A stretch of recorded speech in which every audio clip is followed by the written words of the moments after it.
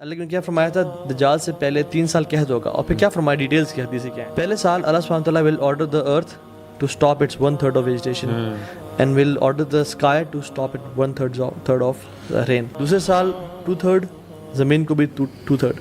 تیسرے سال اللہ کی میں نے کہا کہ پوری بارش روک دی جائے گی, نہ کچھ زمین اپنے پہ گرائے گا نہ زمین کچھ اگائے گی, آسمان سے کچھ نہیں گرے گا اور زمین سے کچھ نہیں اگے گا.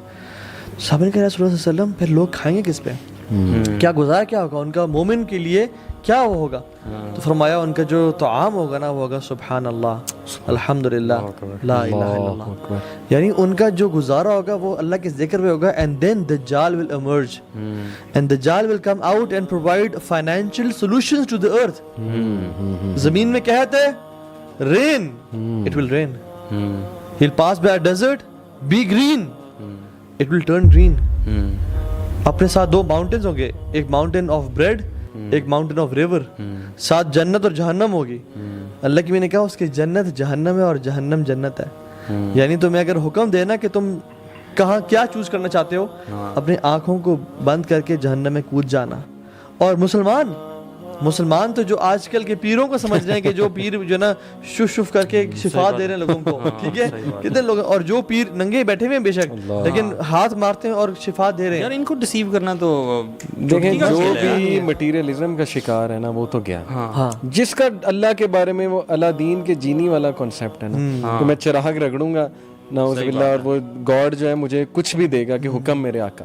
دجال نے یہی کرنا ہے آکے, بلکہ ایک بچے نے پوچھا, یہ میں نے واقعہ ایک دیوبند عالم کے منہ سے سنا تھا کہ دجال کے ماتھے پہ کفرہ لکھا ہوگا. ہم اتنے بے وقوف ہیں, ہم ریئلائز نہیں کر سکیں گے. خیر انہوں نے ایک منطق سے جواب دیا, بڑا انٹرسٹنگ تھا, میں بتاتا ہوں. اس سائڈ کے سگریٹ کی ڈبی پہ نہیں دیکھتے کہ تمباکو نوشی صحت کے لیے مضر ہے, اب تو پکچرز بھی لگانا شروع کر دیا, اب تو پکچرز پھر بھی پیتے ہیں. وجہ ایڈکشن, ڈیپینڈنسی, جان ہی نہیں چھڑوا سکتے. اب کیسے حدیث میں آتا ہے کہ ہر مومن جو ہے وہ اس کو پہچان پائے گا, چاہے وہ پڑھا لکھا ہے یا نہیں. اور مومن کے ورڈ, اچھا آپ جتنا مرضی پڑھے لکھے ہیں, پی ایچ ڈی کیا ہے, لیکن مومن نہیں ہے نا, آپ نہیں پڑھ پائیں گے. میں آپ کو بتاؤں سورہ کہف جس نے ہر جمعے پڑھی ہے نا, اور جس کو یہ یاد ہوں گی, آخری 10 ورسز کا بھی ذکر آتا ہے اور پہلی 10, وہ تو ایسے پہچانے گا نا دجال کو.